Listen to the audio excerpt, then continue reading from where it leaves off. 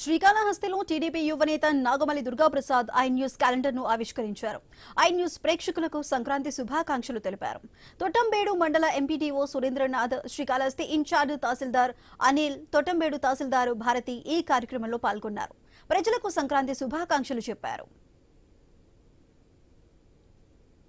I news యాజమాన్యానికి, Tirupati incharge స్టాఫ్కి, గోపి గారికి, మా Srikalahasti I news incharge Dhanasekhar గారికి సంక్రాంతి మరియు కనుమ శుభాకాంక్షలు తెలియజేస్తున్నాము. మా తొట్టంబేడు మండల ప్రజానికానికి, అధికారులకు అందరికీ కూడా మకర సంక్రాంతి శుభాకాంక్షలు తెలియజేస్తాం. ఐ న్యూస్ చాలా పారదర్శకంగా, నిజాయితీగా, నిజాలు నిక్కచ్చిగా చెబుతూ అందరికీ ఆదరణ పొందుతూ ఉంది. ఇదే విధంగా ఉన్నత స్థాయికి ఎదగాలని ఐ న్యూస్ ఛానల్ యాజమాన్యానికి మేము కోరుకుంటున్నాం.